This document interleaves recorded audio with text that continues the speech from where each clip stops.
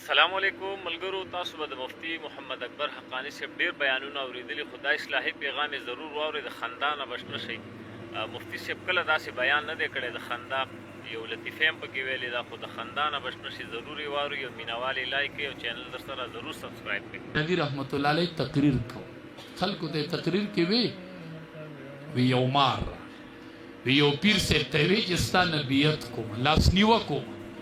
هغه ورته وی چې ما نبیت مه کوه، ته به بیا خلک چیچي او خلک به وایي چې د پیر صاحب نبیت کړی دی.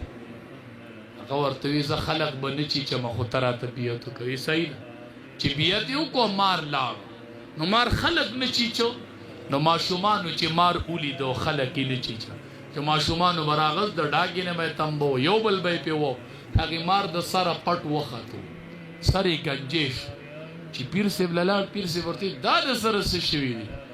وی حضرت تا راته وی چې ټک مه ورکوه چې دې حال ته راورسېدم. هغه ورته وی تا ته ما د ټک ویلي وی تا ورسره پرش هم پرېښی دی. وی ټک مه ورکوه خو پرش کوه. اشرف علي تانوي رحمت الله علیه وی بیبیانو له ټک مه ورکوئ خو پرش پې کوئ.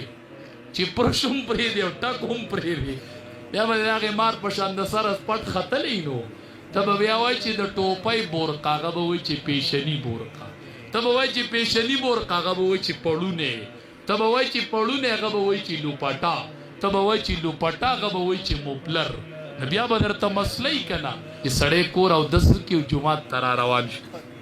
په یو قدم الله یوه درجه اوچتوي، یو ګناه معاف کوي او یوه نیکي ورکوي په یو قدم. چې کله مونځ وشي که نه دا خلق روان شي، نو دوه قسمه خلق د جومات نه روان شي، یو شادي شدی او یو غیر شادي شدی. نو دا شادي شده چې روان شي د جومات نه، نو په یو قدم الله یوه نیکي ورکوي، یوه درجه اوچتوي او یو ګنای معاف کوي. او دا غیر شادي شده چې مونځ وکړي که نه، دا په تشو کې روان شي، په واپسۍ کې دوی ته دا اجر نه میلاویږي او شادي شده ته میلاویږي. ته ما نه تپوس کوې مولي صاحب پکار ده چې دا اجر دی غیر شادي شده ته میلاوی دی. او قرباني کوي او شادي شده خو واده کړی دی. زواما دا یوازې نکاح نه وه که نه، دا یوازې قبلتو نه و که نه چې ما قبوله کړله. بروز یو طالب علم نکاح وه، یو مشر شیخ صاحب تړلی، زه پکې ناست وم. هغې طالب علم ته ویل چې ما قبوله کړې. ای طالب وی ما قبوله کړې. طالب ته مې دا سټ تی ووام په سپېړه. وی ولې؟ مې داسې وایه چې قبلتو الف مرات، په زرو پیرو مې قبوله کړې ده. چې طالب جان ته بیبي میلو شي وایي قبلتو الف مرات، په زرو پیرو مې قبوله کړې. مې دا نکاح بیا ډو ختمیږي نه که نه، دا بیا به داسې اخوا دېخوا خبرو نه ختمیږي. مې الف مرات ورسره وایه چې په زرو پیرو مې قبوله کړې ده. نو دا چې تاسو به وایئ چې د غیر شادي شده ته دا اجر نه میلاویږي او شادي شده ته ولې میلاوي؟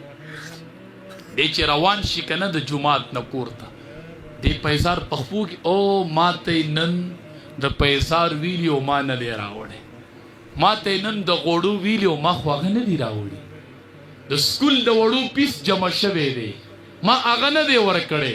نو په ده باندې یو فکر سور شي که نه، نو بوج پې راشي.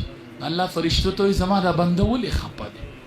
وایي ده د بیبي هغه حقوق را یادوي چې دا مې نه دي ادا کړي. نو رب العالمین فرشتو ته وایي په ده چې دا بوج راغی نو دا ځکه چې ده زما په یو حکم عمل کړی چې هغې ته نکاح وي. دا بوج پې د نکاح په وجه راغی، نو ده له نیکۍ لیکئ چې دی قدم وایي. دې سره خو به پیاز او ټماټر او دا یي که نه. ښه یو کلي کې یو کس روان و، خلکو ګیدړ نیولی و، مړکه وې. وی ولې مړ کوئ؟ وی دی راځي نقصانونه کوي. ما سره یو دم دی، زه پې هغه وامه، دی به ژوندی جاړه د دې کلي نه ورک شي، دی به بیا نه راځي دې کلي ته. هغې ورته وایي دا څه دم دی؟ ما ته یې راپرېږدی. ګیدړ یې د غوږ نه ونیو، وی پیاز راوړه، ټماټر راوړه، غوړي راوړه، اوړه راوړه. چې ګیدړ ته یې هغه کیس وشړو، ګیدړ چې پرېښود هغه ودانګل. دی خلق ورته دا تا سره کم دمو؟ وی دې دم زه د کلي نه راورک کړی یم. یاره ورځ به راته وایي چې پیاز راوړه، ټماټر راوړه، غوړي راوړه. وی دې دم زه راورک کړی یم، نه ما وایي چې دا ګیدړ د دې کلي نه ورک کما. نو دی چې د جماعت نه وځي نو د په سر بوج پروتي که نه. او دا غیر شادي شده هغه د جماعت نه روان دی، که په ګاړه کې شپراله، که په ټوپ کې شپراله، او که په ډیوډۍ کې شپراله، چار ځای سملا جوده وي، یا به په ټوپ کې ودی یا به په ګاړه کې ودی. او د هغه سره غم دی د نکاح په وجه الله اجر ورکوي. او دا یوه خبره به مې صرف یاده کوي، زما خبره نه ده، د نبی علیه السلام خبره ده. نبی علیه السلام فرمایي رب العالمین وایي چې یو څو قرضو کې زه د بنده سره امداد کوم. الله وایي زه پکې امداد کوم چې دا قرضه ختمومه. کومه قرضه؟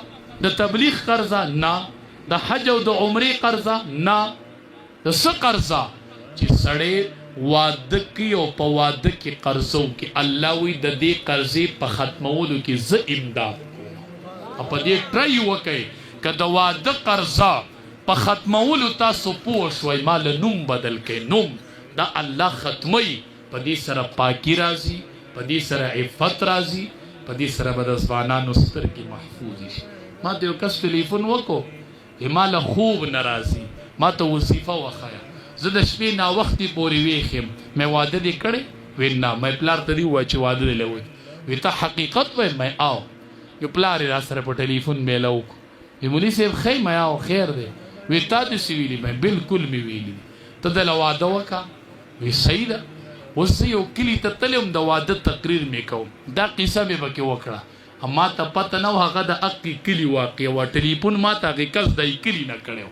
چې څنګه مې تقریر ختم کو هغه هلک راغی وی مولي صاحب هغه ځای ما وی دا مې پلار دی. وی بیخي مخې ته مې درته کېنولی و. ما چې کو سر پې وشي چرته ته ورته په ټلیفون ویلي و خو څه اثر یې پې نه و کړی. نو بیا به دا لکانو ته مې طریقه وښودله روجي شروع کړئ د سبا نه په مخه مسلسل روجي نیسئ مسلسل. وای نبی علیه السلام فرمایي فعلیه بالصوم.